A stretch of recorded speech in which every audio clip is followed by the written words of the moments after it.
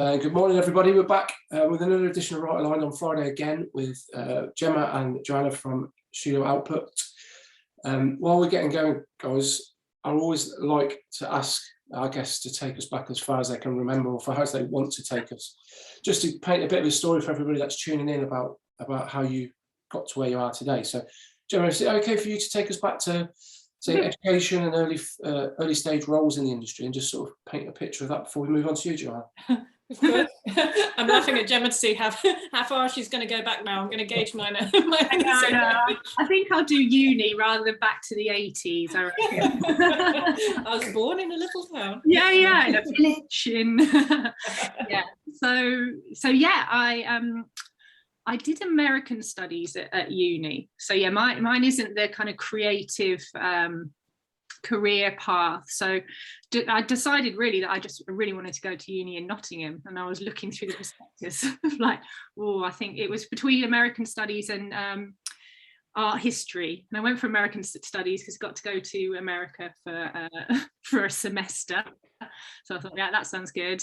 Turned up in Nottingham and loved all the shops and bars and everything. So yeah, that was a winner. So yeah, I guess that degree, I mean, I just didn't know what I wanted to do, and it was really good fun. But I guess the learning is that you don't necessarily have to know what you want to do at that stage at all, because it's just a good time of your life. And then when I finished uni, again, yeah, still absolutely no clue about what I wanted to do, and I did a temping job, and it was actually at Nottingham Trent University, and I think this was me living the high life. It was the first time or the only time I had my own office, and I was admin assistant to someone in the education department. So I guess that was interesting because it was just getting into that kind of office collaborative environment, learning how to just work, I guess, apart from, pub jobs and things in the past. It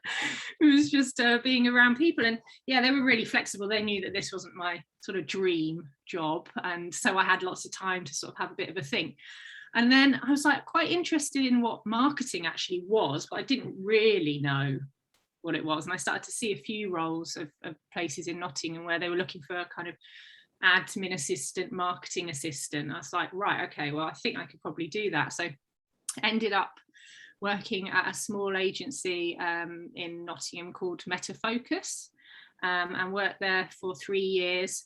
And yeah, it was a mixture of, again, doing a lot of decks, presentations, and learning more and more around the kind of marketing and new business side as well. The clients were fairly like more public sector clients, quite a lot of government work, but just kind of an interesting grounding again of like, what's a creative studio like, even though maybe the clients weren't quite exciting at the time.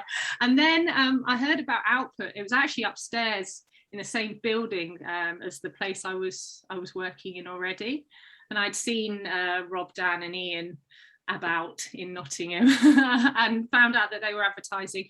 I think the title was something like New Biz Executive or something very fancy like that. Executive or Business Development Executive. I was like, yeah, I think I could give this a go. So yeah, applied for the job. It was printed in the newspaper, in the Nottingham Evening Post. And yeah, and I applied for that job and got it. But I think that's what I liked about the agency at that time, and they hadn't been going for long, a couple of years, was that I could see it was sort of same sort of skills as I needed in the job before, but all the clients were things that I was interested in. It was music, record labels, club nights. The bars that we were actually going to in Nottingham were the ones that they were doing the flyers for and all the interior graphics. So I was like, okay, this sounds good. And then literally started, at the lowest level, I think the 5th employee. And the role there was really about doing lots of work on the phone and calling people and trying to book in new business meetings, building our database of contacts. We send out loads of stuff, like print to potential clients, like portfolios and nice little printed pieces to try and get them to have meetings with us.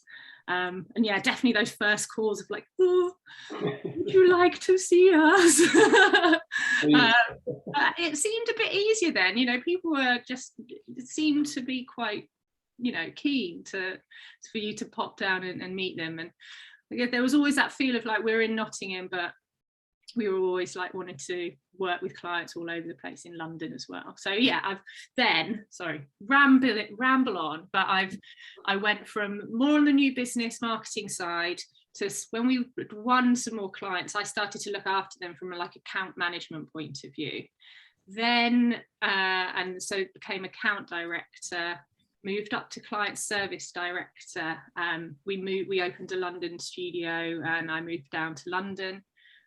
Because that was where a lot of the clients were at that point. And we, you know, built up a team around a kind of account management side. And then, yeah, last year became managing director. So literally gone from the kind of the lowest role up to the one running the agency over, well, it took 16 years, but overnight success. yeah, exactly. They could see my potential right from the start, obviously. I think that's a little bit later on. It'd be really interesting to touch upon that. It's something I've been thinking about before this, about the importance of you being through the business and now being MD, which is just a title, isn't it? Something you put on your business card, but yeah, the importance of understanding how it works from a creative perspective. That's something to touch upon a little bit later. But Joanne, could you do something similar for us and just run us through your backstory if you can? Not like me. So, well, I guess mine's quite different in that I think from a very early age, I knew I wanted to be a designer. I can remember being given a book about graphic design, which is not graphic design as it exists now, but it was very much, do you remember those Pantone pens and exploded diagrams and like cars that you would like create and then Pantone pen the different shades and things like that on? And it was essentially, I can't remember what the book was even called, but I can remember what it looked like. And it was full of that. And I was like, that's what I want to do. And essentially my kind of drive from there was to go to art college, like do a university course at Nottingham Trent in graphic design, and then essentially kind of build from there, from this kind of 12-year-old me of looking in this book in something that was not anything like graphic design that is now, which I find quite funny looking back on. And I actually keep thinking, and I'd like to get that book and just see what it's actually like, if it's anything like my memory.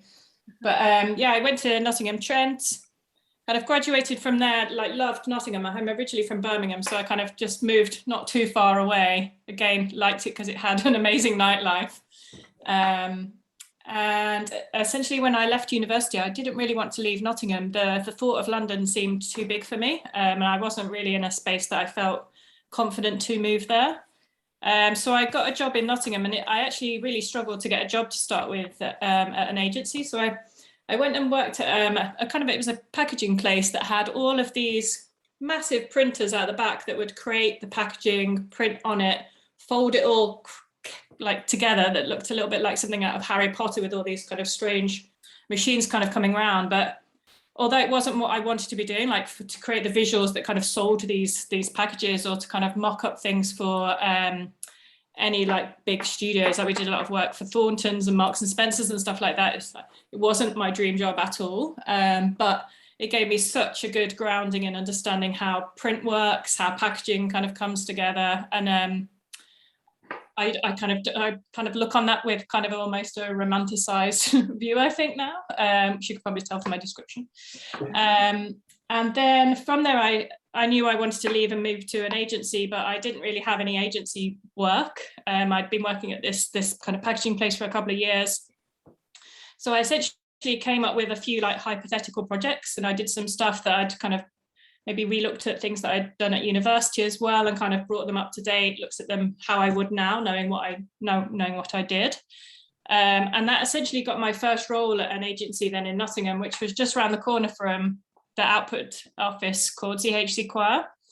And I worked there for almost like 3 years, moved to another studio just down the road called Purple Circle, again did kind of a 3-year kind of stint, and really felt like by then I'd got a really good grounding in, they were both real experts in branding. a lot of print work, a little bit of digital at choir as well. We did microsites for Nicorette and little games, and microsites for Think, with their kind of drink driving campaigns and things like that. And then I moved to Output after that. I actually took a position drop to move to Output, so that because I was like, there's nowhere else in Nottingham that I want to work. This is like the agency to kind of watch at the time. And yeah, the drop was worth it to then kind of build back up. So essentially I went back to being a midweight designer to move there, and then essentially kind of as Gemma kind of then stay there. I've been just gone past my 11-year anniversary at Output as well. So I've been there a fair stint and moved up from midweight through to creative director today. Brilliant, that's an amazing story. That's the first time I've heard the word microsite for a long, long time. When I left university, I wanted to make CD-ROMs for children, which is very niche. And obviously CD-ROMs are like this very bygone thing. But I learned director at uni and I absolutely loved it. And that was essentially what I wanted to do, like the whole functionality of it, making the menus, making the games that lived inside. There was like an educational element, which I think is a reflection of the fact both of my teachers are parents. My parents are teachers. Yeah. So yeah, very strange niche industry to want to get into.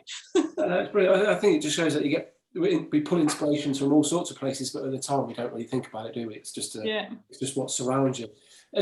Really interested in the Nottingham connection. Obviously, Output started there with the guys in the East Midlands, but I have an experience of Nottingham on and off, and I never always. Because I was never there for a creative purpose. I never thought about it as a creative city. It was, I think it was the ratio of men to women that was always the pull.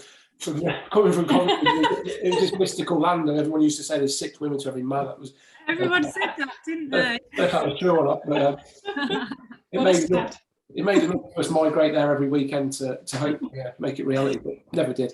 From a creative perspective, what was it like as a city? Because I've had quite a lot of people that have on Right Aligned that are in roles now. For instance, James, who was the creative director at Design Studio in Sydney, he's originally from around that area. He used to work at Output with us.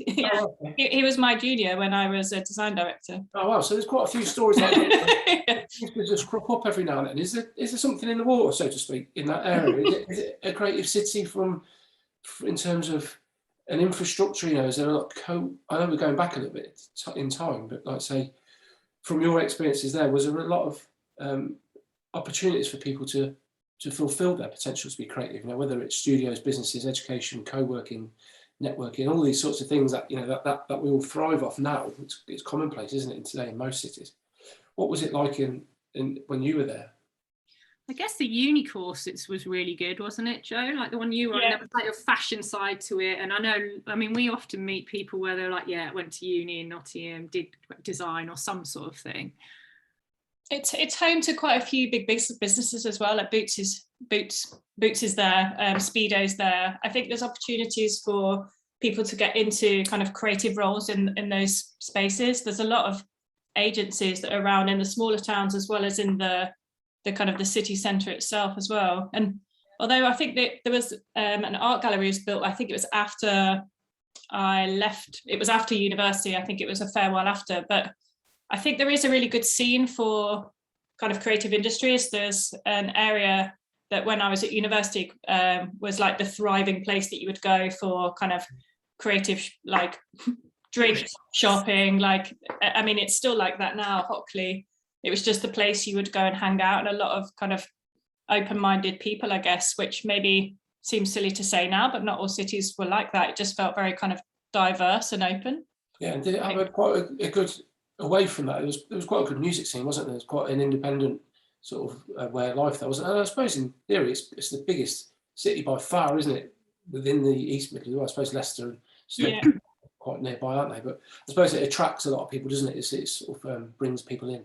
I think that's it. I think the music scene was amazing, wasn't it, Gem? Like the drum it was just great. The bomb, yeah. And then there's loads of, like, I guess, a Rock City and Rescue Rooms and all those kind of places. So there were like lots of little bands. You kind of see them go to Rescue Rooms first, and then they'd move up and then be at Rock City, like when they'd made it.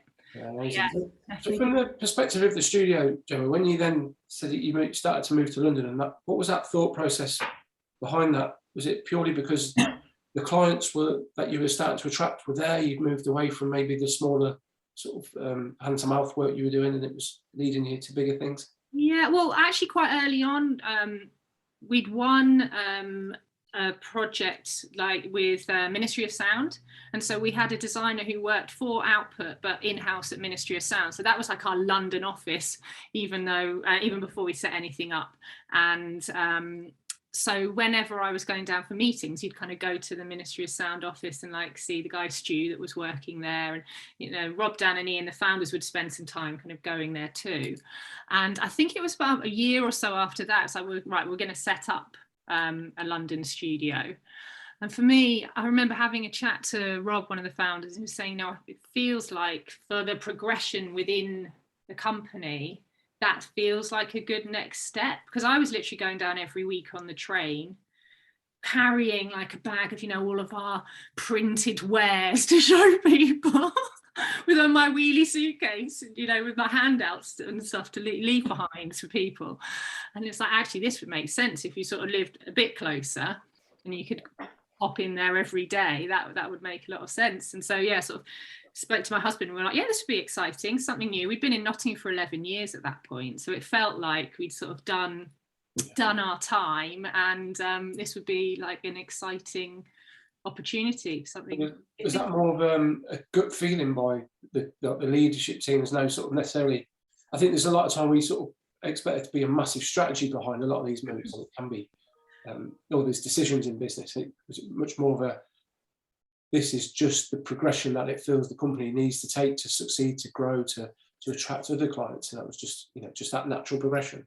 Well, we'd always had, or we'd been on the BBC roster, we're still on it, the design roster, for a long time. I think that was one of Output's first clients, like pre-us. You know, they did some stuff with Radio 1 live in Nottingham. They wanted to use like a local agency, so they worked with Radio 1 then and One Extra. We got on their roster, which meant that we were working with, you know, Radio 1, the youth brands, but then lots of other BBC clients as well. And so it just felt like, although we were based in the Midlands, we weren't just a regional agency. It's like the clients were in London as well as some in Nottingham as well. So yeah, it just made sense, really. But there's no concern that might dilute who you were, what you stood for, you know, or were you not really, you were in Nottingham, but you weren't necessarily that ingrained in what was going necessarily from a day-to-day basis. It wasn't like a feeling of potentially losing your identity and starting again. It just happened. I think so, because the studio in Nottingham was still really strong and doing great work, and you know, and they were working for London clients as well as doing the work for like Speedo and Boots as well. So yeah, it felt like, you know, it was keeping the roots. And I don't know whether you heard of Glug, the like creative event. So we kind of set that up. Or one of the founders set that up with someone else, and so we'd set up Glug in Nottingham, and you know, there was different things that we were doing within the creative industry there as well, I guess, to make sure that people knew who Output was and we could bring people together. Yeah, I think that's really strong, isn't it? There's always that sense, I have it myself, where you sort of go where the work is sort of subconsciously a lot of the time, and it just happens to, majority of it being the big cities, you know, mainly London a lot of this time. But there's always that pull to where you're from, wanting to sort of improve the, you know, for future generations. It's quite a difficult balance, isn't it? So by having events and things, it's a good way to keep yourself connected, isn't it? And also from a, you know, finding new talent and all those sorts of, you know, the lifeblood of the business. Joe, from your perspective, I'm really interested in the idea of stepping back a little bit in terms of the role, or in terms of the job title, so to speak. That must have been quite difficult. It was that difficult. I mean, from my perspective, I imagine going back a little bit would have felt quite maybe awkward. I don't know, is that the right phrase? It's just a bit tricky to sort of, you know you've got the capabilities and the knowledge and the experience to do a senior role, but you've moved back just because, was the benefits of working for Output that strong? You know, that was the key to it. They were, yeah. To be honest, it didn't feel like too much of a big thing at the time, I guess, because I guess you're not so senior that you're like, I'm dropping back like considerably. I've definitely had that situation where I've been offered a role and I've really fought for a title, and it's like, no, I'm not taking that difference then. But I think at the time it was the best decision I could have made. Like the only other agency I wanted to work at was Output. The role at the time was for a midweight, and I applied for it regardless. They interviewed me and were quite upfront about the fact that it is a midweight role. And for me to take the job, I had to take that drop. But essentially, I moved up back up again within like 6 months or something. So it was a very short stint at that drop. I think it was a matter of kind of proving myself and showing that they did need someone more senior in the studio than maybe they suspected. But thankfully, I was the best candidate regardless. Oh, it's really inspiring now, I think, because I've been there myself and thought you just filter through roles that have got, wherever you're at any given point, mid, senior, etc., etc. And I was sort of, I've never even thought about going backwards to, eventually go forwards because of. Yeah, I think it's like you almost take I kind of think of it as a bit of a sidestep rather than like super backwards because it was for such a short amount of time. But it was definitely the right move for me at the time. There was nowhere else I would have gone. I wasn't still in a place where I wanted to move to London, so I was a bit kind of trapped, I guess, into if I want to stay in Nottingham, this is the best decision for me. Otherwise, I would have had to have done a role that maybe I felt like was more reflective of the skills I had at the time, but maybe the creative wasn't so good. And it was the creative that was my draw at Output. They were doing such good stuff. I think my first day on the job, I think I was presented with working on the Thomas Cook stuff for Club 18 to 30. And I was like, yeah, this is more like it. This is why I've taken this drop sometimes. Perfect for me. Moving on quite swiftly to today, I'm always conscious of the time of these events, as anybody that's watched will know. I'm really interested in the progression of where you guys are at now and from over the pandemic, and Gemma, you going up to MD and Johnny going up to creative director.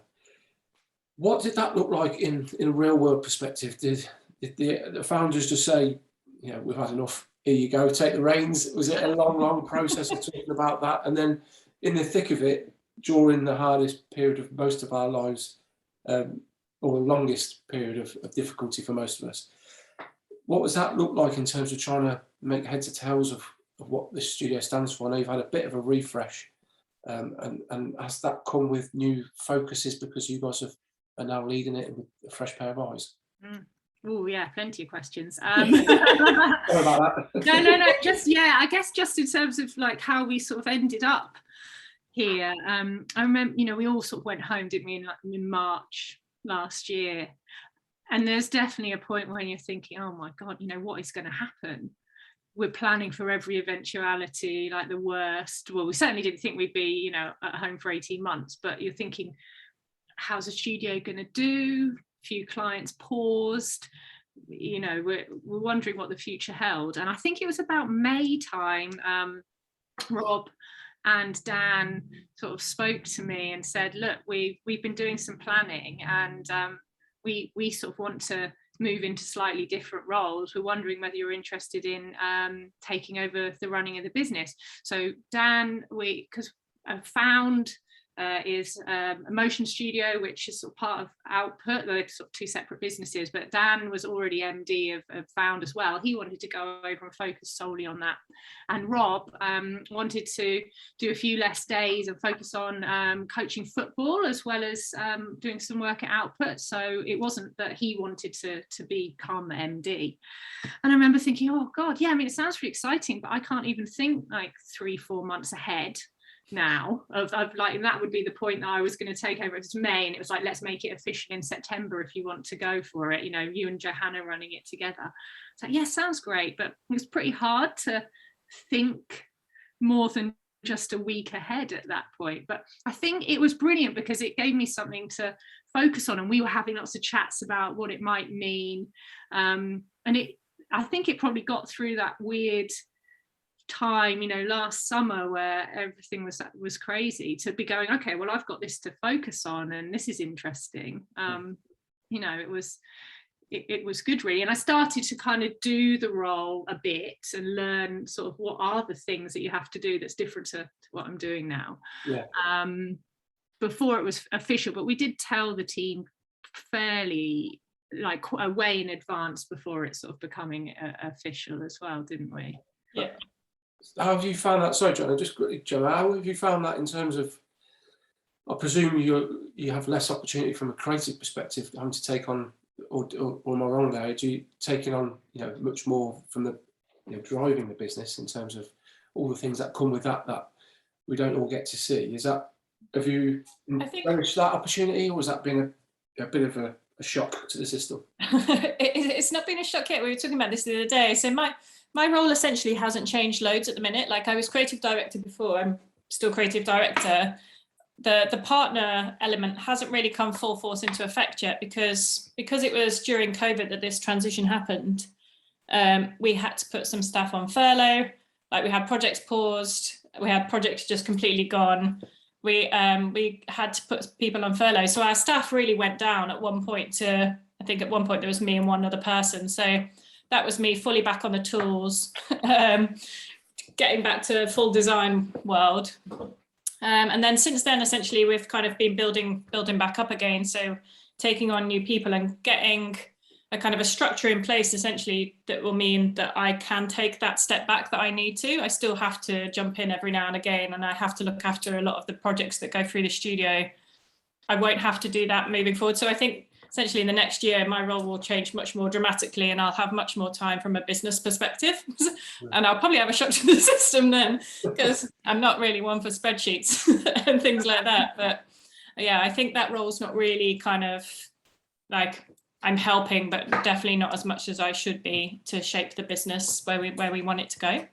I suppose going in as a partnership model where you're going in the long term, I suppose that's going to be really beneficial to both of you, isn't it? Because we're all sort of, I mean, winging it gets thrown around quite flippantly, doesn't it? But we're all sort of trying to tread water at times, aren't we? And we're sort of trying to make the best of and figure it out as we go along. I don't think many creative people are necessarily business people, so to speak, aren't in the traditional sort of sense. We just do it because we love it, and you get thrust into situations that you thrive on. So I suppose doing it together will be a real good journey, hopefully, for you both in the future. Is that, is there longer term plans for that, or are you still in the now and still just trying to get through we're still hopefully at the back end of COVID, but you just don't know, do you, at the minute, especially coming into winter? So is it a day by day process? We're definitely thinking about what we want over the next year or two, aren't we, in terms of how we build up the team and the sort of work and things we want to do. It's brilliant that we're doing it together, because when I spoke to a few people initially, like who'd maybe moved from the client service director to a managing director role, a lot of people are saying it's really lonely. You don't really have anyone to talk to, because you're you have sole responsibility for everything. But that's what's great. It's like, okay, we're learning this together, even if we're doing it from different sides, and I'm focusing a bit more on the business and Johanna's leading on the creative. It's like, okay, well, we've got each other's backs, and obviously support of the three founders as well, but it's nice to have a partner in crime to doing this. Do you think there's any negativity around being female at the lead, at the top of an agency? That's, you've got a good reputation, and you've got a long amount of time that the business has been built upon, irrelevant of who was behind it. Because when I first started Right Line, there was a lot of talk about we have to get females involved, we have to get money. And it's happened that I think over 50% have been women that we've had, whether it's creative directors or MDs or higher positions. And I've not really seen that sort of side of it, but it's not fair for me to, let's say, commentate on that, because being a man.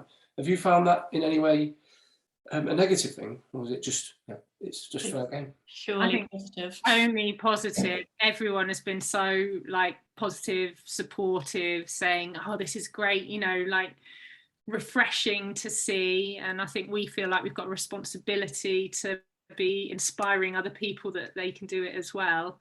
And we went into a pitch this week, which was me, Johanna, and our senior strategist Bahar, like three women going in to a large room, and you think, used to think, do we need to make it a bit more mixed? And they totally bought into it. So excellent. That's what we want to hear. Reading your website this week, I just sort of stopped virtually on the first line and the about us bit, and it was about empathy and flair, and I just love those two words together. is that part of your vision for for the future of the business, and what does that really sort of stand for in it, if you're sort of trying to sell it to potential clients? What else is that, or what does that really mean in a wider sense? You can be the empathy, Gemma, and I'll be the yeah, exactly. Yeah, the empathy is definitely the understanding of people, I guess the clients, but also, you know, the team that we work with. But in terms of the clients, we sort of say in other things like it all starts with you. You know, it's just about understanding them, and they've all got it in them to be brilliant. They come to us because maybe they don't visually quite look that brilliant yet, but unless you understand their challenges, then you're not going to go get anywhere, are you? And otherwise we'd just be forcing things on them that wasn't quite right just because we wanted to do something that looked cool. So yeah, I think that's probably the empathy part. So about flair, what's flair? I was joking about us being I'm empathy, you're flair. You're the great listener. I have the colouring pens. But I guess the flair is that I don't think we have a house style, and I'm really proud of that. And that lack of house style is essentially because I feel like we answer the client's needs and the client's briefs. We've definitely come across agencies that have kind of forced creative through or delivered a brand that doesn't reflect what the client actually needs in the real day-to-day. And I'm really proud of the fact that we don't do that. We create something that is 100% fit for purpose. Might not be to my taste or your tastes, but it is exactly what the client needs. And I think that's the kind of the flair. And wherever I think we can, we try to make people stand out for the right reasons. We've got 3 character traits, one of which is spicy.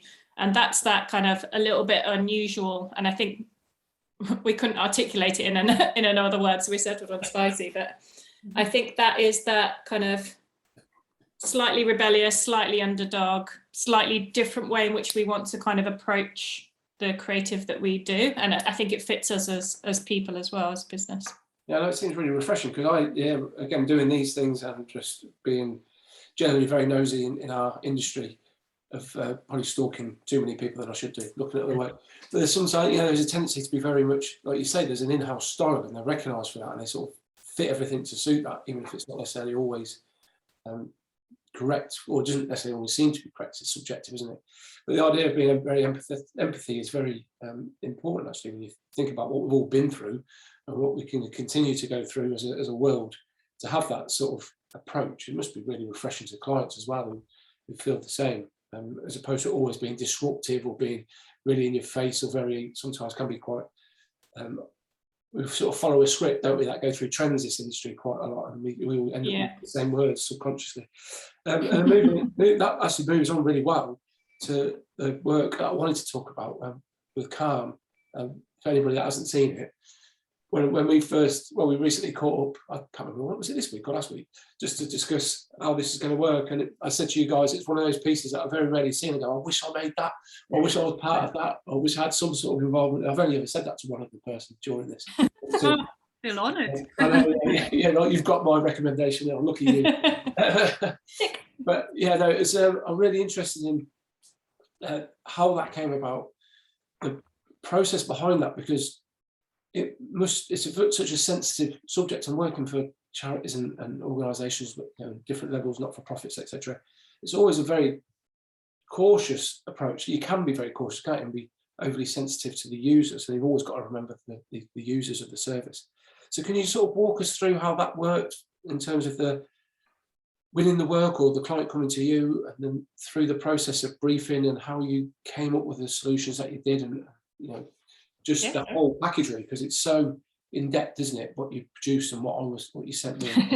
It's pretty vast, I think. Probably one of the most vast branding systems I think we've had the privilege to kind of come up with. Yeah. Well, I guess first off, it's probably worth just mentioning that. So originally we weren't working on the brand.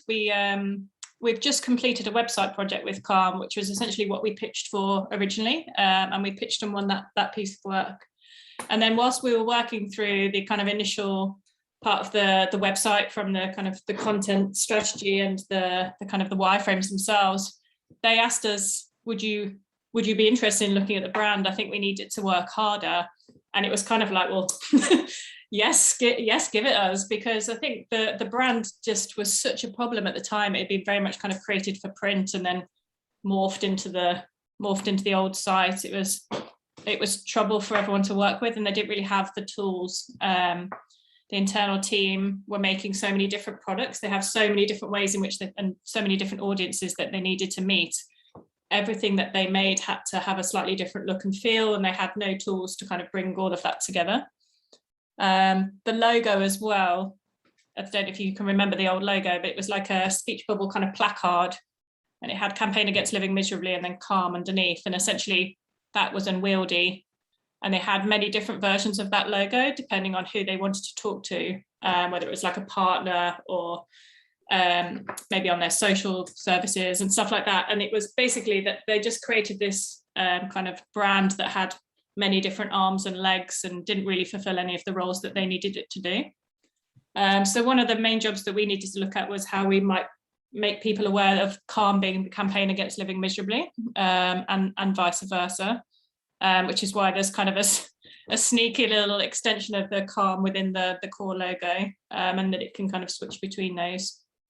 And then essentially the rest of the brand is all based on 3 character traits that we do for every client we work on, and that we work with them to work out what these traits are, and then the brand essentially is pushed in the direction of those character traits. So for Calm, it was, let me see if I can remember these, empathetic, irreverent, and bullish. And so if you kind of think about what those might mean from a visual point of view, you're not going to end up with something that's like softly like apologetic in the corner with bullish and irreverent in the mix there. It is going to feel reflective of someone that is fighting for change, that will achieve it, and can sometimes be a little bit kind of against the conventions that are within the category itself. And I think hopefully by me saying those character traits, you do recognize that within the work that we've done. Like it has all of this ability to kind of change and flex depending on who they're talking to, their kind of audience, but it does all come back to those 3 traits. Yeah, it's an amazing sort of process to sort of have those 3 points that I've never really thought about in that respect. But when I look at it, like I say, when my involvement in charity work in the past, the organisation has always been very scared to take that sort of quite bullish sort of step, to be that, especially some of like the glitchy sort of animation work in that, where was there a criteria of theirs? It wasn't just to sort of tie the brand or refresh the brand. Was there we need to speak to be more direct, or was it speak to a new audience, or was it, is it just about being more modern and a bit more suitable for today's world? Was there any specifics in that? So the kind of the hardest thing, I think, really is the fact that they have to speak to everyone. It was originally, when kind of Calm was founded, it was more specifically to talk to men, because they are the biggest percentage of people that take their own lives. That is still the case, and that they are trying to attract men mostly, but it is a more open service. Of being a man now isn't the same thing as what being a man was, or identifying as a man when the charity was originally founded. But the way in which they have to talk to so many different people means the brand needs to flex. They might want to talk to someone through that might watch football, as an example, and they need to kind of create inroads for that type of person or that audience group to have somewhere to kind of come to. And it's kind of like a Trojan horse, really, where they don't realize that Calm is talking to them, or they don't realize that something's kind of there. I think they kind of described it as a way in which you could kind of look at the website on your screen at work, and if someone walked past, you wouldn't feel like, oh, I shouldn't have that there, someone might be worried about me.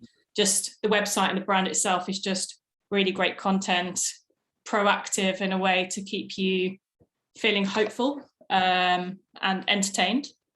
Yeah, it feels like it breaks down that barrier of talking about the subject, as opposed to it just being something you do in secret. Yes, it's super honest, and I think the tone of voice and everything kind of reflects that. So as a friend would talk to you, rather than a healthcare professional or something like that. Yeah, but that's where a charity should, in my mind, that's where should sort of aim to be, is that support network, that friend, that, you know, lending that ear to whoever it might be that needs that at any specific point. And by we're going to show that when you harness design and creativity, it's not just about making pretty pictures, it's about changing people's perceptions and, you know, letting people have the, you know, making them take action against how they feel, and all sorts. You know, there's no sort of stock photography or, you know, very bland colour systems. It's, and obviously not every charity is the same, and it can't be, you can't just implement that across the board. But there seems to be a rise in those sort of services really embracing design and creativity and its power. So it's, yeah, no, fair play. It's a really strong piece, and it's, you know, really hopefully it will have, you know, a long-term impact on the charity and the people that are the service users, really. Definitely. I was actually standing on the train platform the other day, and opposite me on one wall, there was a poster saying "It's okay to not be okay" from one charity that's a similar neck of the woods, and there was one behind me from a different charity which had a very similar line, but not quite. And and both of them looked very similar, but they were for very different brands. And I was just thinking how strange it is, and Calm basically wouldn't fit into either of those camps. Like, they really wanted to stand out. They would never say either of those lines, and they just wanted to be much more kind of irreverent, I guess, and to create that change, not to necessarily fit in with the rest of their kind of category. I think they really compared themselves to people like Vice rather than like a charity that does a similar thing. Yeah, and you need change makers, don't you, in industries, just to, whether it's a charity or a public sector, you know, just to sort of break the mold. Really, someone's got to stand above the haven't they? And it's really opened my eyes this year doing Right Align. Is that how many people refer to language and the, you know, copywriters, and I know you work with Read Words, don't you? Yeah, and how important that is to get that, set that tone. I think it's a bit like writing a book. We all think we can do it, but actually, when you try and do it, all right, you know, setting that tone and making sure that you get the, you know, quite short phrases, and making sure that they hit home and they make sense and they stand out, they resonate with the user is important. So I think one couldn't work without the other, could it? If it was just great visuals, but the language, the messaging wasn't strong, you just wouldn't. I think the world is full of great visuals, isn't it? A lot of great visuals that don't really have any substance apart from being. I reference this quite a lot when I first started out. I remember the people that I used to work for, their only criteria was just to make things look good. It just felt so hollow at the time. It was just, well, there's no point to this, really. That's it. So surface layer. Yeah. So, what's? I don't expect you to reveal too much, but what's the sort of the short and long term future for Output with your guidance, Gemma? Well, we definitely want to grow. I think over the next year we've got a great structure in place in terms of kind of senior mid-weight roles, but I think we'll definitely add a few more to our team. We're a team of 12 at the moment, so you know, we're building up some nice new client wins, and I think we really want to make sure we've kind of got the best structure in place to be able to look after lots of people and to be able to do, you know, a mixture of kind of bigger and smaller projects at the same time, and to have enough of a creative mix, I think, within the studio, and a strategic mix that there's kind of lots of different ideas and things coming into play. So we really want to just keep on doing good work. I feel like we're really happy with that vision and our position of now really working with like people that have got a real mission and an ambition for what they want to do with their businesses. So just trying to find more of those people and work with those, definitely. And is that the structure of the team, is that, I suppose it's slightly obvious slightly, but does it rotate around both of your personal visions, you know, the empathy, the flair, to the people that you have, that you'd like to bring in? Do you think that's really important for people to have that connection to, from principles perspective, how you view business and design, as opposed to necessarily just picking somebody that's great at design? Is it that seamless connection? I think there's always a kind of a criteria, I guess, whether it's verbal or not, that we feel like they will, whether they would fit in well with the studio and the vision. Like we're a small team. We want similar types of people, I think, to be in the mix, or similar like-minded people from different backgrounds and kind of different visions for the future, but essentially we'll have the same kind of principles at heart.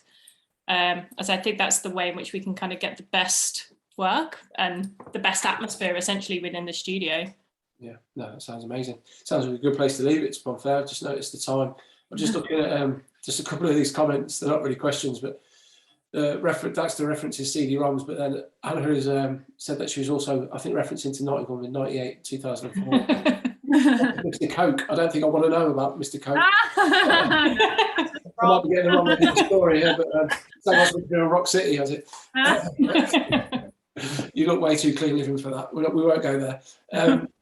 Yeah, it's been a pleasure to speak to you, and it's been great to hear more about the behind the surface, under the surface of the work and what I've seen in the past. So I really appreciate your time, both of you.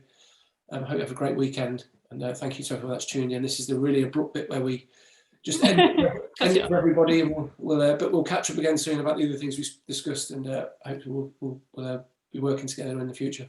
Great. Thanks so much, Chris. Take care. Thank you. Bye. Bye. Bye.